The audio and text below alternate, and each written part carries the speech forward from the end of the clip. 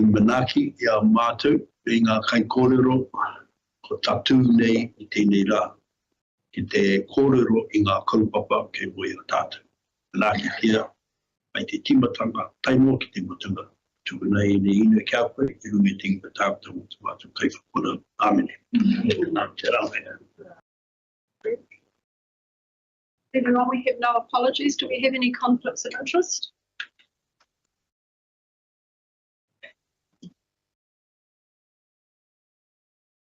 So first up, we're going to be doing presentations. So we will move into, we have a deputation here from June. Long time no see. Lovely to see you. It's a pleasure to be here, and thank you for allowing us this time. Now, June, you're here to talk to us about Mid-North Age Concern, is that correct? More than Mid-North Age Concern, Belinda. I'm representing, Age Concern is representing a small planning committee that looking at putting on an older person's expo in 2026. And we're doing this because we have good reporting now from doing our 2024 expo where we're overcrowded at the Cornerstone. And so rather than having that, we looked at Biden. Now you might say, why am I here if it's in 2026 on the International Day of the Older Person? I wanted to capture you people because you people have been the community representatives, and you know the community, and you know that the older people play a very big role in the area. However, I'm wanting more to engage you in being committed to putting something to be carried over into the next year, either in your strategic plan or your annual plan or your planning, financial planning in any way, as a commitment to older people. Now, the reason is that the expo costs quite a bit. This time we bought this venue, and it's $6,500, and it would be really nice if we could get some sponsorship for some of this. So Age Concern will partner with other people, and particularly those people that are engaged in looking after older people, like Alzheimer's and hospice and so forth, to see if we can get good partnerships. Last year we had a partnership with Alzheimer's. Just to bring to the surface how many providers there are, delivering services, delivering goods. Sorry. And delivering services to the older people in the community.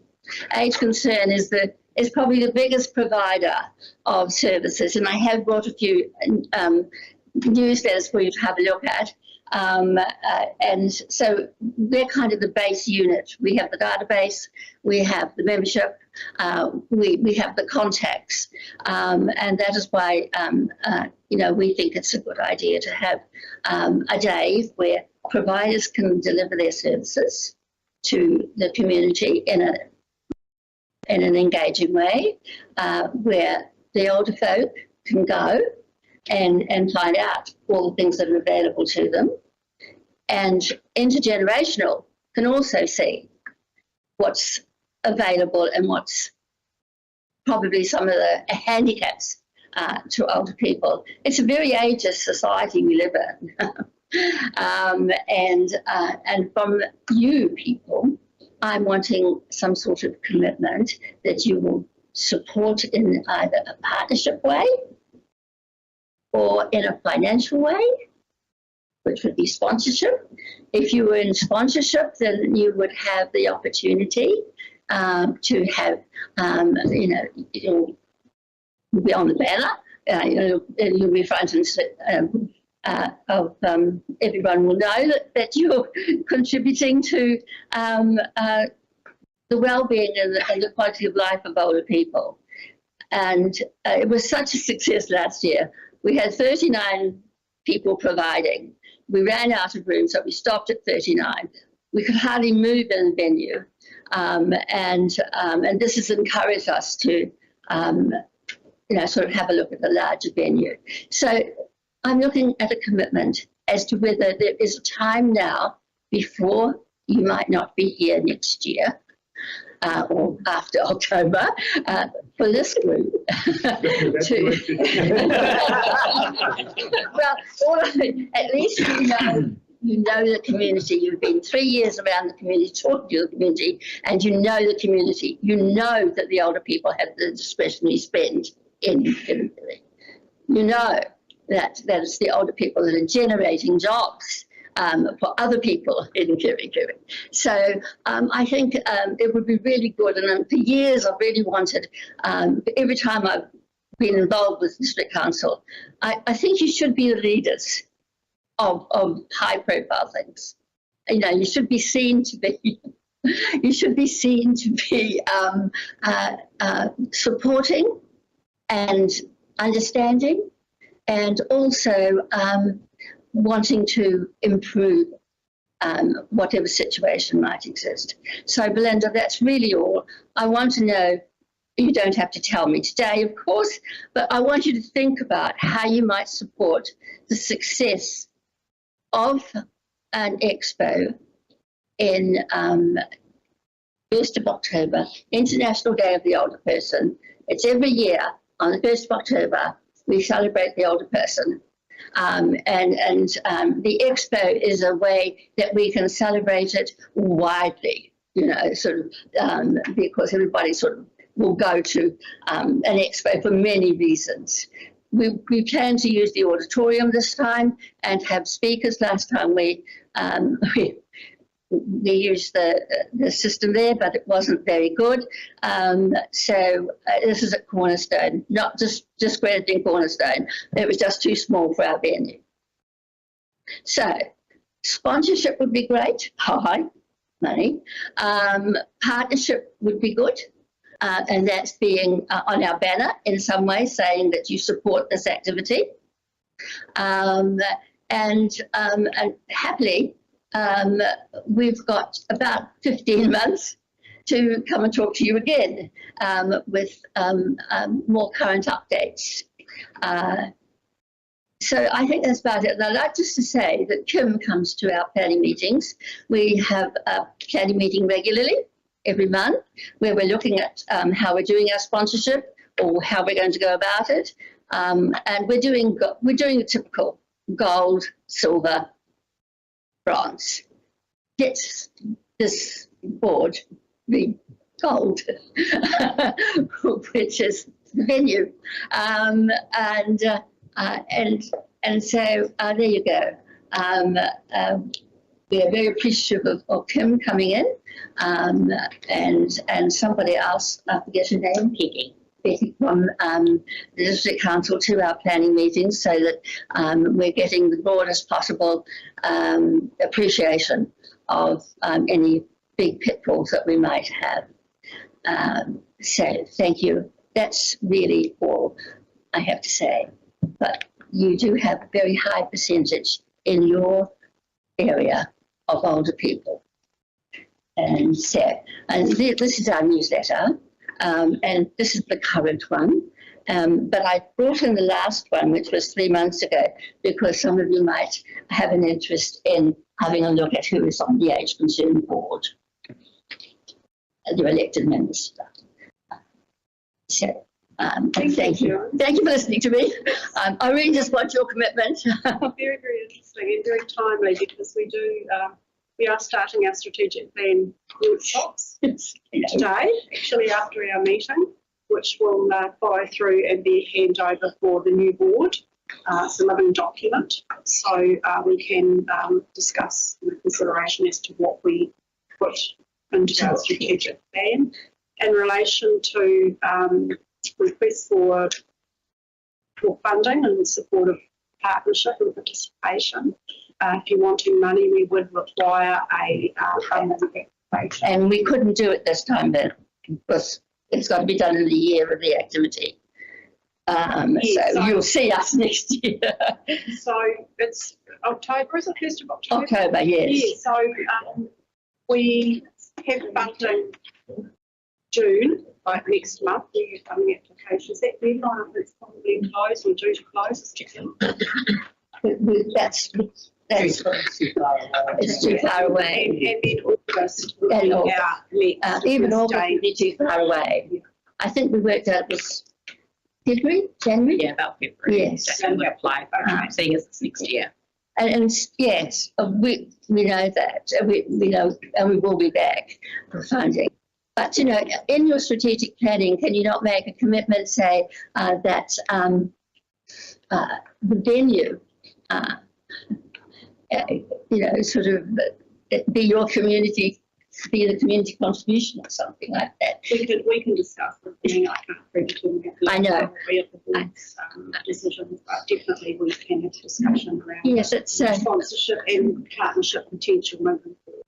I did carefully look through everything I could, and I can find very little for old people in the end plan of the District Council. Very little. I see something a little bit about the pensioner housing here. I won't go down that track, but there isn't a broad kind of or special place to identify older people and their contribution to the community from the District Council. Thank you. Thank you. Sorry, just quickly. Yes. What's considered an older person? What is there a particular age? Well, we just say 65 plus, you know. But in some cases, for our own organisation, we have a 55 selection as well. But 65 on, and most people at 65 are young. I mean, I've been out of council for 26 years, so I'm guessing your age. I'm guessing your age, and you're no doubt guessing my age. I'm not there yet. Just clarifying that. They keep asking me if you will. Who's better go Just checking dates, right? We're just checking dates. Yes. Chairman, I'm going to have to, we go back to item 2, conflict of interest. I'm 78, so I'm well in there. Well, look, yes, people, age is just in your head, really. That's the thing. And go Tyler is your answer. It's in the head. Yes, you know, if you feel old, you feel old. If you feel that you've got some life ahead of you, then go for it. And so many. If any of you would like to come and just watch our activity classes, you'll see 84-year-olds, 90-year-olds doing activities to ensure that they have good balance and good strength, good movement, and this is a weekly thing. The newsletters, the cover is, well, we have a creative arts class, and I select somebody's work from the mindfulness class. So have a good read, and thank you again, and I'll see you at the next meeting. Thanks, Jane. Lovely to Bye-bye. see you, and thank you for coming to address us this morning. My pleasure. Right. So You are a woman of many talents. I did not know that you did that.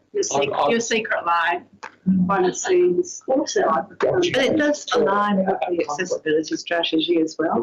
Two do go hand in hand. I think that's lovely. So we have no further deputations for speakers, so we will move into the agenda proper while we wait for Aroha and Tim to come. We're going to, so I'll move on to item 6.1. The confirmation, the recommendation that Islands-Whangaroa Community Board confirm the minutes of the meeting held on 17th of April 2025 are returned to the report. I will move what they do.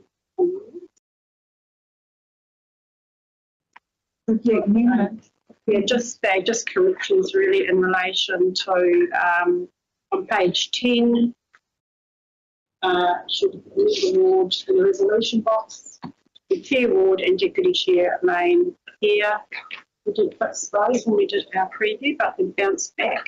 Sorry, Marissa. And on page, also in the PX, I think as well, yes, on page 18, and item 7.1, the same chair and deputy chair.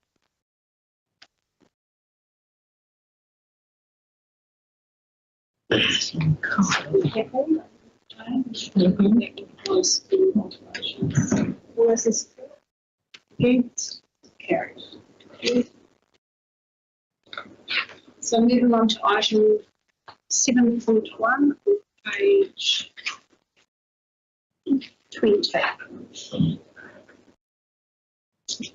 So I will put the recommendation. The Bay of Islands-Whangaroa Community Board recommends to Council A that the public consultation process is commenced on the granting of a new ground lease to Tri-Oceans Limited over Part Lot 37 to Kilo Avenue, Avia. Recreation reserve in approximately 706.9 square metres, held in New Zealand Gazette 1980, page 2049. B, the terms of the proposed lease shall be to 30 years, being 10 plus 10 plus 10. Annual rental $121 plus fees for 2004-2005 and reviewed annually in conjunction with the FNDC fees and charges schedule. And C, that the Bay of Islands-Whangaroa Community Board is appointed to hear any submissions received in response to the consultation process and to make recommendations to Council. Do I have a mover? Ready? Thank you. Second one? No. Tyler? Thank you.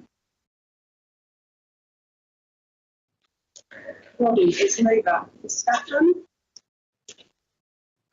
I suppose me and this, I suppose, couple has been up and down for quite some time. And so I work with a lot of my friends over there in Waitangi, as well as and with a lot of the community members. So they charged me with the responsibility of trying to get answers for them. And so for the first 2 years of my sitting on the board, I was actually emailing into North Island Regional Council and getting stonewalled. And I think the problem I have with this thing here is that while I take into consideration that they have met with Hapu and I respect that, there's actually no consultation with the community. And if I'm going to sit in this chair, well, then I have to be blunt about it.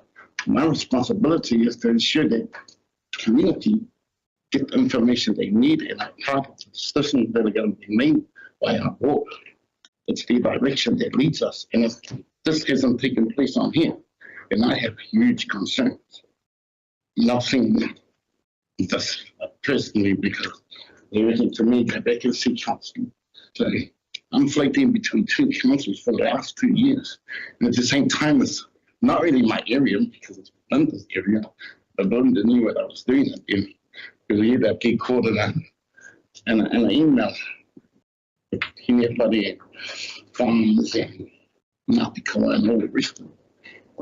And it was just like the whole curtain was just put over the whole thing, and everyone was shut out for a while. I think the organisation sat there and had a conversation on what they were going to do. There were breaches that were happening, and it was clear, and yet there was no accountability being taken by the owner and of course by the organisations. So that's what's got me concerned with this whole cover. If you're going to intentionally breach and you're not intentionally going to be held responsible for these breaches, and they're pointed out in the emails, well then there's going to be huge trust factors. Also, has there been any considerations into these talks about the bridge going to a true lane? If you start building that area up, are you going to have enough land for that infrastructure to go in? So this is 30 years, basically, but it's 30 years made on the backs of the community that has no idea what's going on. And for me, that needs community, I suppose, participation. Community should have a right to know what's going into their community especially have a say of how it's going to affect their homes. Ultimately, it's not something going to be there and be gone the next day. The community's got to see this for the next 30 years. It's going to impact on whatever plans that the community might have for that area. Yet, I don't see any opportunity for our communities on that side to actually be in their conversation.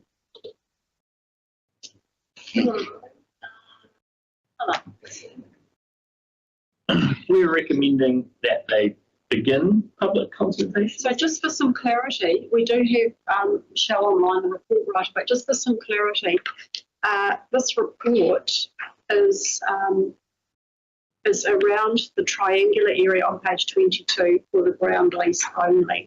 It's important to know that Northern Regional Council, because we can't really view this in isolation and we're being asked to, it's important to realise that Northern Regional Council have granted a resource consent, over the building. It's not vessel. It's not just a float away, but till 2060. So you know what Roddy's saying is he can't put this in isolation because of the intent of what the users on that area.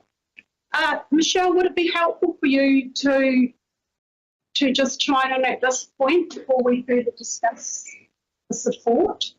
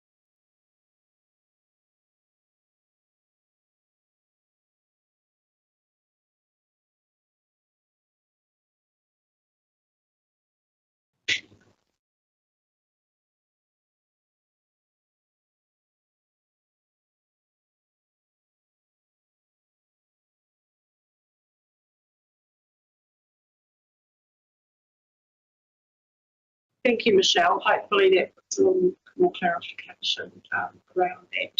So I'll just go back to you, Tyler. Yeah, I mean, based on that, I support it going up to a consultation. And then it looks like we've got to kind of make a decision between option 1 and option 2, and I'm not too sure. I guess I would refer to the locals around. So the red triangle would be option 2. Is that correct? The red triangle is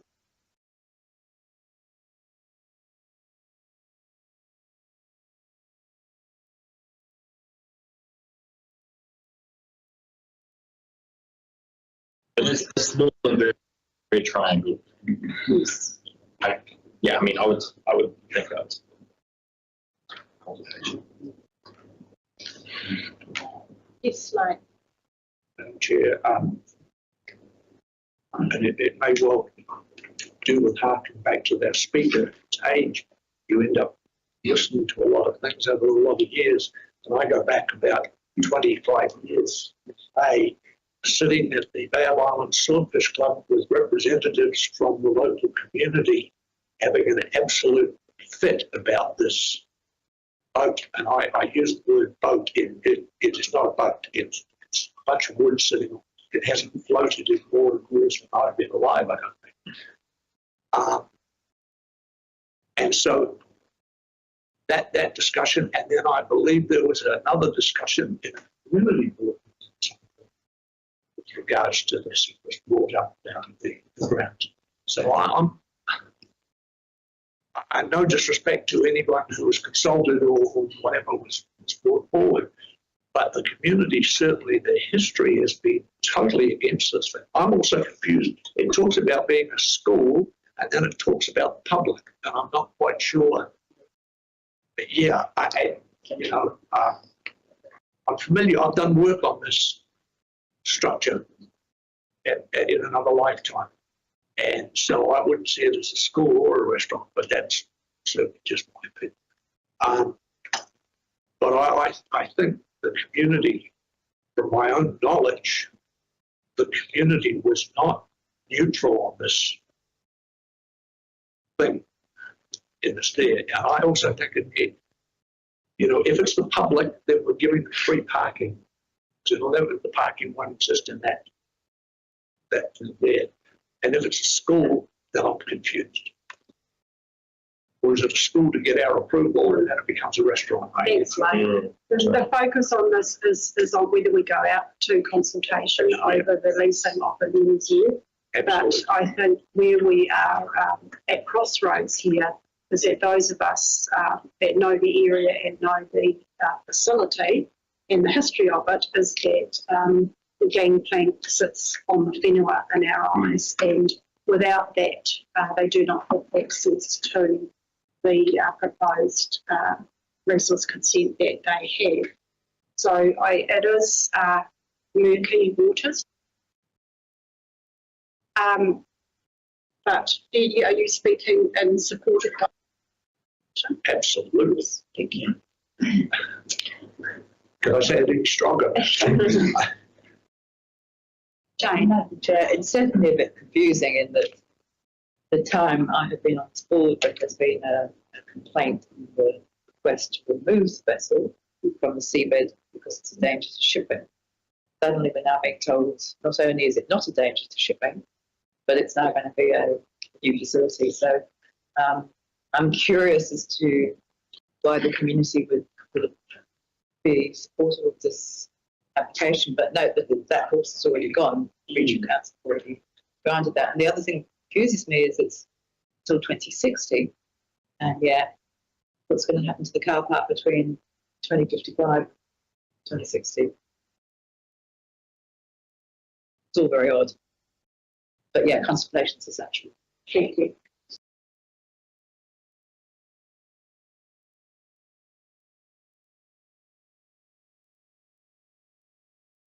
As a local representative, and you will all know in my members' report, that outstanding first item which says shippies. I have for some years been emailing and trying to get on behalf of the community information in relation to the perceived breaches of previous resource consent over a number of years, and to no avail, and I have numerous correspondence on such topics. And I also was stonewalled, I guess, by our two Northern Regional Council representatives, which I think is quite poor. They're there to provide information to us as to what they know is happening in the community, and this is in the public arena, so there shouldn't be anything confidential about this. So I'm fully in support of going out to the wider community, and all tapu, manawhenua, whoever would like to be involved in this consultation process. And I just, Michelle, I would like, when we do that, to have some clarification around the photo on page 22, the date on that photo. I noticed the photo in the resource consent for the vessel itself was actually 2019, and that concerns me. I think we need to go off current information. So I would also like to see not an approximate area, but measurements, precise area of the red lines shown in the plan. And with the weather activity and events that we've had over recent years, I believe that photograph not to be current, that aerial photograph, but I will leave that in your hands to ensure that we have up-to-date information when we do go out to consultation. I'd like to acknowledge for those listening online and for members the sensitivity of the site that we're looking to create a new lease on. Not just the site, but the surrounds the site. We have had, Council has received submissions to the Open Spaces strategy in opposition to the vessel remaining there and to that site, and wanting this site opened up and returned to local Māori for access to whippy beds and future use and of a particular area in Wakarama. You know, it's up to them what they do with the area. So we have been submitted to on that also in the community plan from Ngāti Rāhui Māori community in recent years. So I don't see any cultural impact assessments with statements in here. I would have thought that that would have come with civil application for such a sensitive area. And also the lack of maps and information with measurements showing the intended construction within the leased area. And I also finally would like to just cast our minds as we make this decision towards 2035 and 2040, because these leases cover over that area, which is happening to. So with that, there's no further questions for Michelle. Or do you have any for us, Michelle?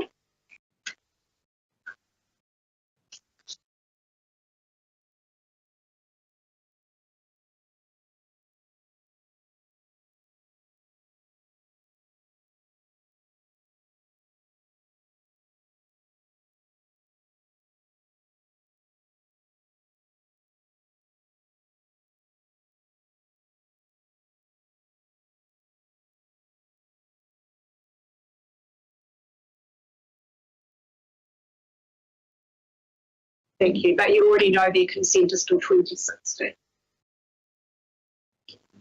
Councillor Campbell. Yes, thank you. Chair, I just wanted to pick up on that note that you made in terms of the CIA not being present in this versus a discussion with Hapu involved, and whether if evidence of consultation with Hapu is by way of CIA alongside discussion, because I'm finding that in a number of situations, a CIA is being utilised for properties and everything, but also discussions with, so consultation. I'm trying to find a way where the demonstration of clear consultation with Hapu is examined and presented as part of evidence. And CIA, just for the That cultural impact assessment, yeah, because that's a very clear document as opposed to just consultation open. Nothing else to add? I just want to add, when I look at this, I'm not really looking at the Hapu as being a fault for anything. It's pretty clear that the organizations have locked us out of any engagement and from getting any information. That's the problem I have, because if we're not getting the information, it's pretty clear that I suppose our community, our residents are not getting the information either. That's the problem. The problem is when we're left to make a decision like this that impacts heavily on our communities, and our communities are not up to speed. We're the ones that are in line, keeping the fire in line. We're the ones that's going to take all the heat. And I think that's where we're at, is that in order for this decision to be made by being transparency and disclosure to, as opposed to people we're going to affect, has to take place. And for me, it's not really about questioning whether or not what we've done enough. It's about making sure that all parties are actually at the table. And that's the only way we can have, I suppose, proper and fair results at the end. That's what it's safe. So that put the recommendation, we go out to consultation and a hearing. Moved body, seconded Tyler, all those in support, raise your hand. Against? Right, moving on, item 7.2 on page 28. Our chairperson and members report that the Bay of Islands-Whangaroa Community Board note note the reports from Chairperson Belinda Ward and member Lane Lear and Jane Hinder. Do I have a mover? Thank you, Amy. Lane Lear.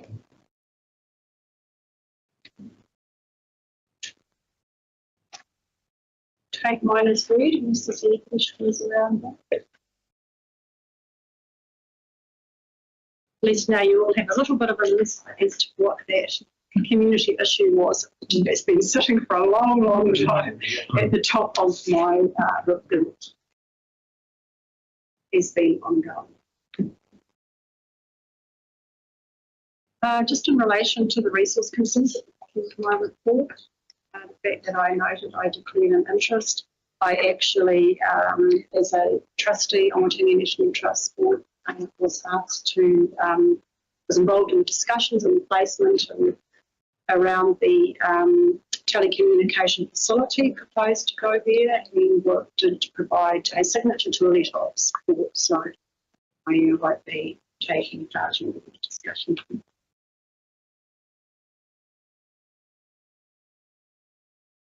Any other questions? I'll move on to Lane. Chair. Yes. My apologies to the board. In my exuberance to include something, I included two images, and certainly no one else's fault but mine. The map on the back is the appropriate one to the property. The other is to do with the ownership of the plane, and it was certainly my error to include that. It's totally valid. It's out. There's much more history to be known, but the image that I missed was just another layout of the property. The point I was trying to make here is that we don't end up with too many reserves in the middle of developments that are isolated or particularly used to us. If we're going to have tracks, they've got to have, what's that word I love? That's the word. They need to be joined to something. And at the moment, there are a couple of tracks that run through there, but whether they'll survive the development, we don't know. Anyway, I apologise for that. Any other questions?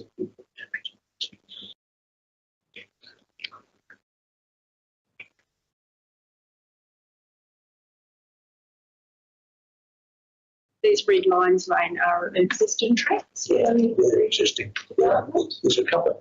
We're assuming the Bob Bingham is chairperson of that group, which is a breakaway group from Vision Kiri, but they broke away many decades ago, so they've sort of been operating.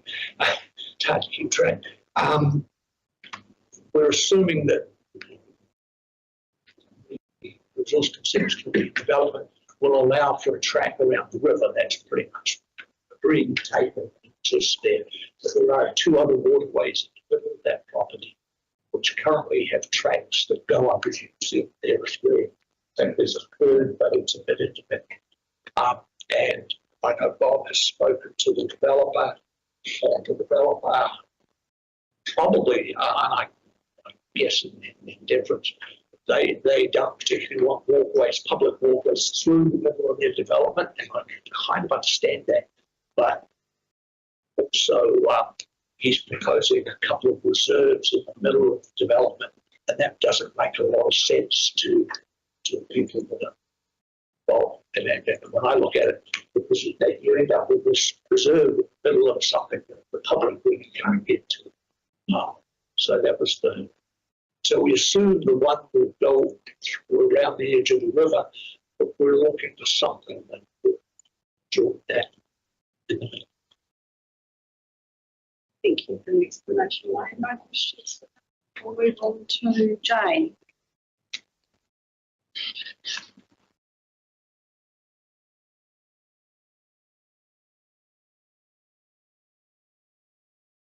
Sounds familiar. I took them off though.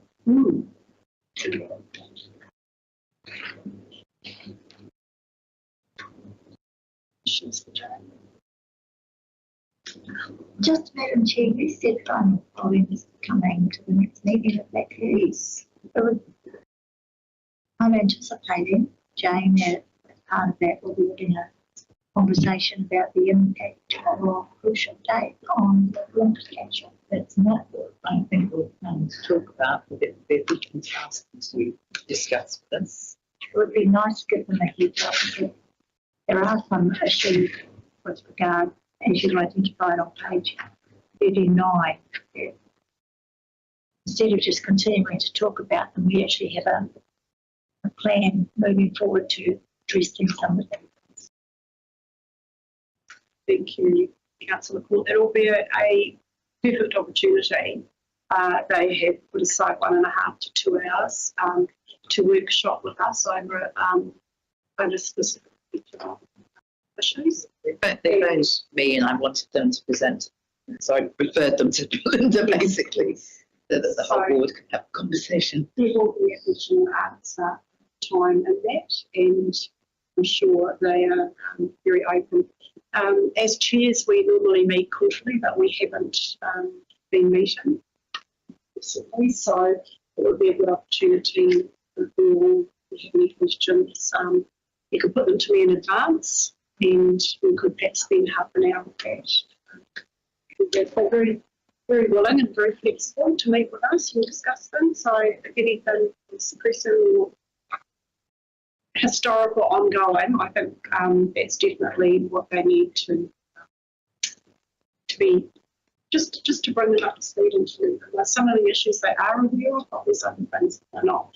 And also you'll be able to give them a bit of a summary on how it went from the community perspective for this season, now that the season's actually finished. I think to answer Councillor Court, it's also bigger than Harlan's Holdings, it is whole council. Because council facilities being used extensively, and we're not thinking through the consequences of that. I know that Chair Ward mentioned the amount of water that is being used in flushing toilets. There's all sorts of ramifications, and I don't think the council has put enough thought into what that means for the ratepayers. I tend to agree, and I'm mindful that Holdings does get a significant fee from pollution companies at the Harbour Controlling Authority, and it'd be interesting to examine what that fee looks like, how much of that fee is used to offset the impact of shore-based activities, what the council's role is in all of this, and what is the plan moving forward, because it just appears to me that it is stagnating for want of an owner to drive it through the process. Certainly, through the chair, it's myself and you that really see the impact, but we now know that Booker T is also impacted, so there is impact in Kirikiri as well. Yeah. Yeah. So would you like to Yeah, I think, I don't know quite how we progress it. I mean, is it an action point for the council to try and workshop? Yeah. And I wasn't down on the water as much this year, but was the number of cruise ships reduced? It was. There were about 20 less this year. That's many cancellations. There's been a number of articles recently online about communities actually around the world that are questioning volume of tourism and the impact on local communities. So we're not alone. Well, the reason I asked is I attended the Kitty District Business Association meeting this morning, and they are in regular liaison with it. And I'm hearing quite a different message there, that the cruise ship customers spend a significant amount of money on shore-based activity, and they are highly valued by the local businesses. It's very hard for me to quantify what that looks like, so I simply don't have access to that information. I'd like to know, and maybe it's a community survey, to start to quantify the value, to start to understand how much Farmers Holdings gets to flip the ticket from this, and what the ratepayer should, what is a fair and equitable contribution from the ratepayer, bearing in mind that businesses and the homeowners, and what needs to be done, and start to put that into some kind of document that we can capture in the LTP, because clearly we need some upgrades and things like toilets. I think it should expand to walking and cycling. I think there's great connectivity between Waitangi and Paihia at the moment. I think it needs to move. There'll be other things that I'm not aware of because I don't live in that community on a daily basis, nor do I work in that industry. So we do need to capture it, but we've also got other agencies out there that can help us, like Think, and there's a tourism. They do tend, with the council court, to look at the benefits. It's really when you're at a community board level that you actually start asking questions like, well, how much water is being flushed down the toilet when you get, 1,000 people turn up and the toilets are all being used? And the ratepayer is having to pay for that, but that's not captured. It's the little things that aren't captured that concerns me. That's exactly my point. So Yes. it all needs to be captured somewhere, because it seems to me that we have this circular argument often, because there's so many agencies involved and they all have their own piece of the pie. There's no one source of truth. Does that make sense? Yeah. I think it would be really helpful to have that one source of truth. And then we can start to plan. It might not all be ours. Maybe regional council, maybe somebody else, but then we can start to have those conversations. Yes, if I can, Chair. I think that's a really good discussion to have, because from within the Bay of Islands, the Cape areas, from a tourist perspective, with the cycle trail and so forth, I think there is some intention to look at how to attract the traffic that comes through, that can flow and provide some sort of impact into the centre areas of Bay of Islands. So that's a really good piece of work that was done. If that can provide us with some good data. Overall impact. Yeah. It's not just about the water and the flushing of the river. It's about the toilet paper, the increased level of service for the cleaning, any power, it just goes on and on. What are the actual costs, the additional costs over and above the AU and those contracts as well. And even you've mentioned the Waitangi Bridge, the amount of buses going over the bridge of Waitangi is not trivial. Chair, I've sat on committees in Auckland to try to figure this out about spend on the cruise ship. The cruise ship industry will tell you this number of dollars, and when you try to break it down, it becomes, yes, there is that number of dollars is spent, but you find out that 60% of it is spent in the international airport before they ever set foot in a tourist, in a shop or anything else. We need somebody to look at the impact. Simple thing, Farnell Holdings decides to put bus stops back down near the Stone Store, when a previous council put parking on the other side of the river and a bridge, and there's toilets over there and everything else. But Farnell Holdings, which is a wonderful organisation, decided that they wanted to run the buses through the middle of Kirikiri. My comment was, well, about goldfish, because they don't stop the buses. The bus just comes in, goes through the whole system of Kirikiri, plugs up the traffic, and then goes down to the Stone Store and parks. A couple of years ago, we had the problem with the buses. The only public toilets when they were taking the buses up, I think they were going to Okanoni, somewhere further north, was Waipapa public toilet. No, the Waipapa toilets at the shopping place, totally decimated because they were never put in to take that volume of toilets. So it's the impact. Somebody who runs a commercial operation, it doesn't provide everything.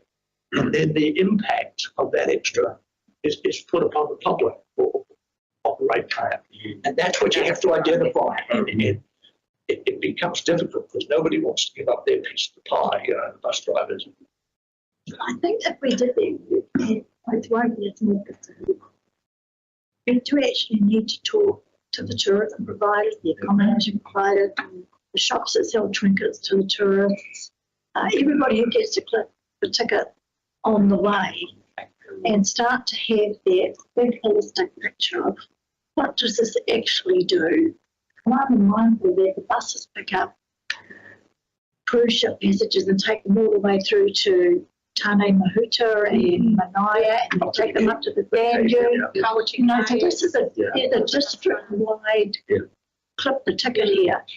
And when we say it shouldn't be up to the ratepayers to pay for it, but these are, I would put to you, almost 100% local businesses and they are the local ratepayers because they pay rates at their business, they pay rates at their home. So what does that actually look like? And I'm just not in a position to know. But we do need to do that work. And I'm not in the camp that all cruise ships are bad or all cruise ships are good. But without empirical evidence, how do we know? And then once we start to know what's required, we can start to cost it. We can start to understand the impact of 5,000 tourists flushing the toilet in Russell and what did that mean to them. I mean, we had 2 toilets closed and we had queues all in the street for about 5 weeks. I can absolutely guarantee you, Jane, we're doing that. So we need to start the conversation. So when we sit down and we plan renewals or upgrades, we can say we need to factor in X because we now know what X is. I hope that makes sense. It's a big conversation and it's a big workshop. I mean, one of the other sets brings to one on the Start Talking Toilets is I have been asked for some time now and Book Tea Forest, Book Tea North also take buses there, have been using the toilets at the airport. And the Farmer Province said, well, that can't happen anymore. And they're desperate to sort out something on the land up there. And it's not just the cruise ship market because they get FITs coming all the time and other little mini tours on the sides. And so it's a combination of collaborating with DOC and the business and council. So, you know, it's a big job to actually collate all that information together to see the true cost on the ratepayer and the increased levels of service required to deliver.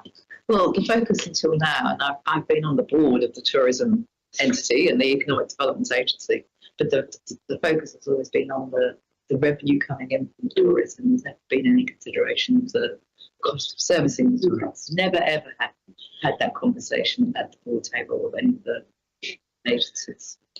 The income from tourists, and this is going back a few years, primarily in New Zealand has been accommodation and food. That's the way New Zealand gets benefit from tourists. And activities. I'm sorry? Activities. Activities though in New Zealand were not as large, other than in places like Queenstown and a few others. Vis-a-vis places like Florida, where you have activities as a major part. They discount food and they discount accommodation because they're looking for income from activities. Whereas in New Zealand, primarily, we're kind of behind the eight ball because a lot of our activities per se, and I'm speaking historically here when I looked at this, that they're kind of free. You go to Queenstown, you can see the wonderful landscape and everything else, and a lot of it is free. So we made our money for accommodation and food, which was okay because food we produce here, so we're not importing it. It was a good thing, and there was labour involved. That changed. That changed at high here. It moved. Food and that, and the cruise ships substantially changed because there is no accommodation and no food. So we were kind of stuck because New Zealand thing is a thing.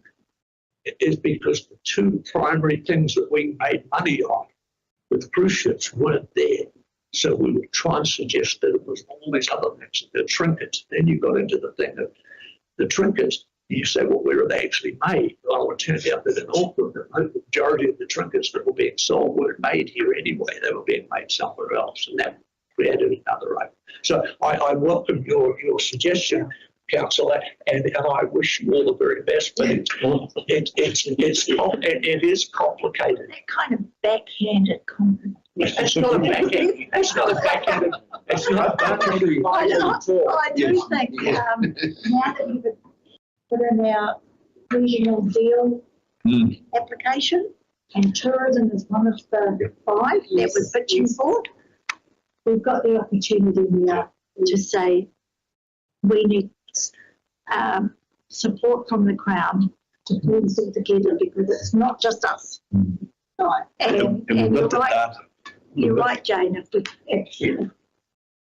you're on the tourism board, you're looking at it from the tourism council as an infrastructure provider. We get no revenue from it. That's our problem. Yeah. We get all the costs, but none of the revenue. So we need, it might just be a resource for someone who is able to be that central spokesperson, that central coordinator that can pull it all together and put it into some kind of document, for want of a better word. Right, it is a neutral and because at the end of the day, every sector is selling it with their data and their stats and there will be, and they're not talking about, the environmental impact on the water, the forest, on, these other things. And if they're coming not on a cruise ship, they've got car parks and all of those costs as well. The buses that are there at the same time. Camper vans, and you start talking about waste stations and where you can, I go down that rabbit hole today. Well, no, but I'm saying that when you look at tourism, there's this wonderful thing. Everyone says, oh, more numbers, and it'll solve all the problems. In some cases, bigger numbers don't solve the problem unless you can generate some money out of them. Camper vans, we're out of my mind, but camper vans, there's facilities required. If you're going to do it, who's going to pay for that? Okay, I'm sorry, so I've got the message loud and clear, and I think for those of you that aren't aware of cruise ship, cruise ships, and we will raise this with holders when they come to meet with us, and we'll have a discussion and wait on their information on this season. 2026, the numbers are a lot lower. 47 cruise ships, I think, is the proposed number for next season. It's about half. It's half of what it was 2 years ago. So it's a massive decline. It's back to what it was. It was back to what it was prior. How can I word this? There is no way of wording it other than straight to the point that when we were getting to 50 cruise ships, we were starting to have that discussion. We community representatives with Barnum Holdings at the time on the day around how many ships are too many, and it was close to being the golden number 47 to 50 ships was probably the acceptable. That's when, at that point, was when the RFSs and the community complaints started to escalate, and the impact was noted on our towns and villages. So I'll leave that with you. It may be that it's going through a natural fix in another cycle, but it's certainly, for those that rely on the cruise ship market, it certainly a huge reduction. They are the larger boats, though. It's mainly the smaller ships that are pulled out. But we're not Smaller ships that actually are the better spend usually. They spend more on the trinkets. Some would disagree. So we will, this is where Anne's point is very valid, that we need to actually really have a workshop on it, and just so that council and councillors too are aware of the impacts at the grassroots level of the visitor dialogue. Any more questions for Jane? Start the discussion. Toilets always do it for us, don't they? Okay, moved Amy, seconded Lane. All those in support of these reports? Against? That's carried. We move on to item 8.1, which is our resolution. Now, isn't it? It's the Islands-Whangaroa Community Board.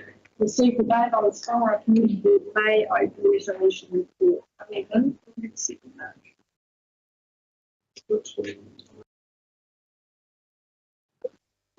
Okay.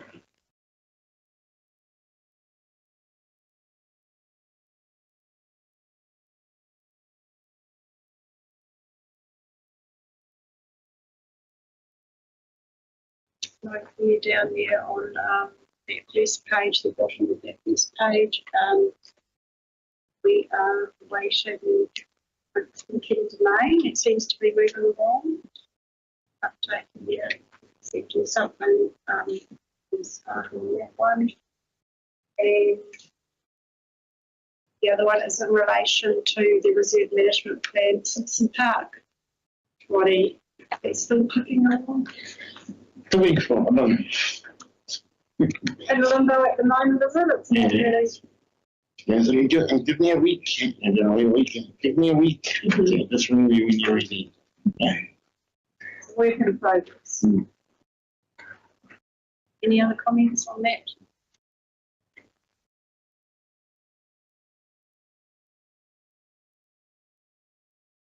I'll put that to the vote, make myself second with Tyler. We received that report. Was the support against?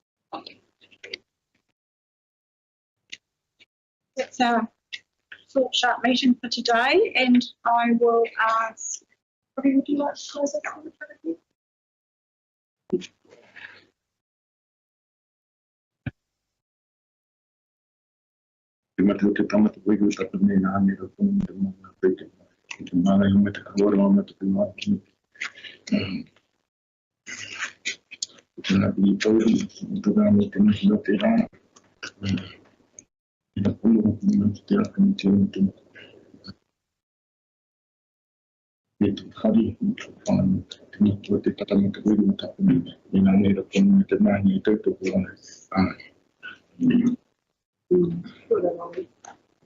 Thank you for those in the public arena who listened to our meeting today, and enjoy the rest of your day.